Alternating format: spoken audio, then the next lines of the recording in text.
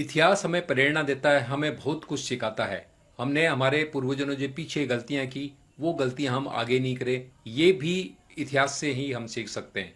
लेकिन इतिहास का एक पहलू और है, वो है कि इतिहास कटुता फैलाता है। ये मैं नहीं करा, ये मैंने कई विद्वानों के भाषणों के अंदर सुना है कि इतिहास कटुता फैलाता है। इसीलिए हमारे पूर्वजों ने इतिहास लेखन की परंपरा नहीं डाली। मेरे पास में आप ये देखिए, ये इतिहास की बहुत सारी किताबें हैं, और ये जो बात चल रही है कटुता फैलाने वाली, इसका ज्वलंत उदाहरण है राजपूत और गुर्जरों के बीच में विवाद। मिहिर भोज को लेकर के, प्रतिहार राजवंश को लेकर के, ये राजपूत और गुर्जरों के बीच में एक विवाद चल रहा है। ये दोनों जातियां कभी एक दूसरे के लिए सहयोगी हुआ करती थी, एक दूसरे के लिए मर मिटने के लिए तैयार होती थी, लेकिन आज इतिहास को लेकर के आमने सामने है और ये विवाद काफी बढ़ चुका है। तो ये तो जाहिर है कि इतिहास कटुता फैलाता है, क्योंकि इतिहासकार जो है वो इतिहास की बातें कम लिखते हैं और अपना मत ज्यादा लिखते हैं। सबके अपने एजेंडे होते हैं।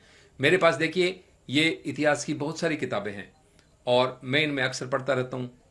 अब बाहर का एक आदमी आकर के उसने यहां की किसी जाति की उत्पत्ति का सिद्धांत बना दिया, और एक जाति के लिए कई कई सिद्धांत बना दिए। कोई कहता है ये विदेश से आए थे, कोई कहता है ये शीथियन है, कोई किसी के लिए कहता है ये हूण है, कोई कहता है किसी के कुषाण है। तो ये इस तरह से इन्होंने सिद्धांत बना दिए जो यहाँ की परंपराओं के बारे में नहीं जानते, यहाँ की संस्कृति के बारे में नहीं जानते, यहाँ के रीति रिवाज के बारे में नहीं जानते, क्योंकि अपना एजेंडा था। कईयों का एजेंडा था, कईयों ने भूलवश चीजें लिख दी या उनको सही सूचना ही नहीं मिली। अब बात आती है कि हमारे पूर्वजों ने इतिहास लेखन तो नहीं किया, तो हम क्या पता लगे कि हम कहां से आए, क्या है हमारा रूट क्या है। तो इसके लिए हमारे पूर्वजों ने और ऋषि मुनियों ने हमारी वंशावली लिखने की एक परंपरा डाली, और ये वंशावली लेखन का जो कार्य है वो करते हैं राव जी या बड़वा जी। जो वंशावली लेखन का काम करते हैं उनको बहुत सारे लोग हैं, कोई राव जी कहता है, कोई बड़वा जी कहता है, कहीं पर भाट भी कहते हैं। और दूसरा जो गंगा जी है यानी हरिद्वार है या गढ़ गंगा है, वहां पर हमारे जो पंडित हैं वो ये सारा रिकॉर्ड रखते हैं। उनके पास में आप जाओ तो वो आपके कई पीढ़ियों ने, सैकड़ों हजारों पीढ़ियों का आपको पूरा रिकॉर्ड बता देंगे। तो ये रिकॉर्ड किस तरह से रखते हैं और ये कैसे बताते हैं, इसकी झलक देखने से पहले मैं एक बात और बता दूं कि ये जो वंशावली लेखक हैं उनकी लिखी हुई वंशावलियां कोर्ट के अंदर मान्य होती है। कभी भी परिवार के अंदर कोई संपत्ति को लेकर विवाद होता है तो वहां पर जो वंशावली प्रस्तुत की जाती है वो ये राव जी या बड़वा जी देते हैं, वो कोर्ट के अंदर मान्य होती है। और ये हमारे पूर्वजों ने इसलिए शुरू करी कि एक तो आपको आपका रूट पता लगे, दूसरा जो लोग हैं, जैसे मान लीजिए एक ही व्यक्ति की संतानें अलग अलग जातियों में विभाजित हो गई, तो उनको जाकर के ये पता लगे कि वहां जाकर के हम सबका रूट एक है, तो आपस के अंदर रक्त संबंधी होने के नाते आपस में भ्रातृत्व की भावना जागृत हो। इसलिए हमारे पूर्वजों ने और ऋषियों ने यह वंशावली लेखन का कार्य शुरू किया था। तो पहले इस वीडियो के अंदर देखिए कि जो बड़वा जी हैं वो किस तरह से वंशावली वाचन करते हैं। ये वंशावली वाचन जो कर रहे हैं वो बड़वा जी हैं हमारे राव इंद्र सिंह जी, जो आसलपुर के रहने वाले हैं। ये पिछले दिन हमारे घर आए थे और इन्होंने वंशावली वाचन किया था, तब मैंने ये एक छोटा सा उनका एक वीडियो रिकॉर्ड कर लिया था। तो पहले तो आप ये सुनिए।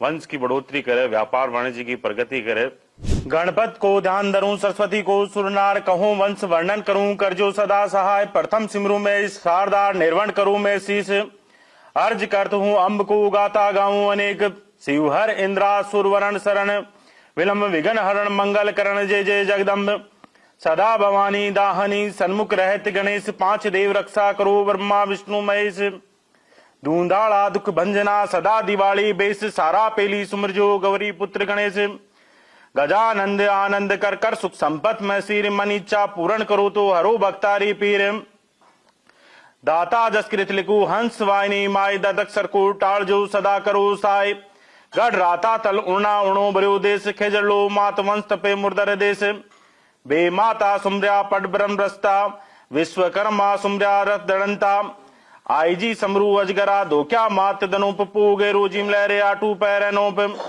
छम छम दुस्ती आमेर दरा, ताऊ पर पांड्या निर्ज, बाग चढ़े विश्वंती, गढ़ बनेवड़ी सूत्री, सिंह चढ़े सिर राय, दौड़ी देता ऊपर गढ़ खेड़ा गेवाय, सांड बड़कल्या शीतला चौथी तारण माई कवियां पे कृपा करो धन धन 64 माए बाँची जे बंसावली श्री ब्रह्मा जी षष्ठी रच पाताई 4 युग थरप्या पाचे 4 खांड बनाई प्रथम सतयुग द्वापर त्रेता और कलयुग सतयुग 17 लाख वर्ष को द्वापर आयो 20 से पहली त्रेता 14 लाख वर्ष कुछ समय को भी बात कमाए द्वापर आयो 8 लाख कुछ समय को बाँची जय बंसावली फिर भी के बाद में कलयुग आयो कलयुग 4,32,000 वर्ष को सतयुग के मायने कई प्रकार का अवतार हुआ भी बात के माए त्रेता आयो त्रेता के माए 3 अवतार हुआ रामचंद्र अवतार परशुराम अवतार 52 अवतार रामचंद्र अवतार धन रावण ने मारा मर्यादा पुरुषोत्तम राम हुआ राजा बलि ने जाचा 3 पेट धरती को दान मांगा। तो सुना आपने कि किस तरह से राव जी वंशावली वाचन करते हैं और कई पीढ़ियों का हिसाब किताब आपको बता देते हैं कि आपका रूट कहाँ है, आप कहाँ कहाँ से कैसे कैसे आए हैं। तो ये है सही इतिहास की जानकारी। अब बातें आती है इतिहासकारों की। इतिहासकारों ने घटनाओं के ऊपर लिखा है। इन वंशावलियों के अंदर घटनाएं तो नहीं लिखी जाती, लेकिन बहुत कुछ सूचनाएं हमें हमारे वंश के बारे में, हमारे पूर्वजों के बारे में जानकारी को मिलती है। अब बात आती है इतिहासकारों की। अब इतिहासकारों ने घटनाएं लिखी है, युद्धों की बातें लिखी है। अब मान लीजिए आज ही देख लीजिए कि आज अकबर या मुगलों के और राजपूतों के बीच में युद्ध हुए थे, तो या कहाँ कहाँ हुए थे, कौन सा मंदिर तोड़ा था, क्या तोड़ा था, वो जो झगड़े थे वो आज 400-500 साल बाद भी बरकरार है। ये सारी है इतिहास की वजह से। और ये जो इतिहासकार है इन्होंने अपने अलग अलग अलग मत दे दिए। भाई इतिहास लिख रहे हो तो तुम सिर्फ घटनाओं का जिक्र करो, अपने मत से तुम्हें क्या लेना देना है। आज राजपूतों की उत्पत्ति के बारे में कोई कहता है साहब सीथियन थे, कोई कहता बाहर से आए, कोई कहता कहीं से आए। कई जातियां ऐसी है जिनको इन इतिहासकारों ने लिख दिया कुषाण कि ये हूणों से हैं, कुषाणों से हैं, पता नहीं किन किन जातियों से लिख दिया कि विदेश से आए हैं। कोई कहता खजर जाति से हैं, कोई कहता कुछ से हैं। तो यदि हम एक जाति को नीचा दिखाने के लिए उनका सहारा लेते हैं कि साहब राजपूतों के लिए विदेशी जाति ने या कनिंघम ने ये लिखा है, तो भाई कनिंघम ने तुम्हारे लिए क्या लिखा है पहले वो भी पढ़ लो। इसलिए इन इतिहासकारों के चक्कर में मत पड़ो कि किसने क्या लिख दिया, क्या नहीं लिख दिया, और आपस के अंदर झगड़ो मत। सबसे पहले अपना ये जो राव जी हैं यानी बड़वा जी हैं उनको अपने घर बुलाओ और उनसे वंशावलियों का पता लगाओ कि हमारी वंशावली कहाँ तक है, हम किस पीढ़ी से अलग हुए हैं और कब हम आपस में भाई थे। एक तो ये बात हो गई। अब बात आती है कि ये जो वंशावली लेखन है ये कैसे बचाया जाए। मैं कई गांव में जाता हूं तो उनके बड़वा जी नहीं है, क्योंकि उनके बड़वा जी ने या राव जी ने किसी और सरकारी नौकरी ज्वाइन कर ली, उनको ये पैसा अच्छा नहीं लगा या इसके अंदर उनको आय कम लगी, तो उन्होंने दूसरा अपना करियर बना लिया और उनकी वंशावली का काम रुक गया। तो हमें ये ध्यान देना है कि ये जो हमारे वंशावली लेखक हैं उनको हम इतना मेहनता ना दें कि उनको इतनी इसमें कमाई हो कि उनको इस पैसे के आगे जो दूसरी सरकारी नौकरियां हैं वो छोटी लगे। तो हमें ये ध्यान रखना है कि हमारे बड़वा जी या राव जी को आर्थिक तौर पे किसी भी संकट का सामना नहीं करना पड़े, और साथ ही उनके पास वो सारी सुविधाएं हों जो एक सरकारी नौकरी या अच्छे कैरियर बनाने के बाद जो मिलती है, गाड़ी है, अच्छा घर है, वो सारे हम इनको इतना मेहनता ना दें या इतनी दक्षिणा दें कि उनकी सारी जरूरतें पूरी हो जाए। तभी जाकर के ये हमारा वंशावली लेखन का कार्य बच सकता है। धन्यवाद।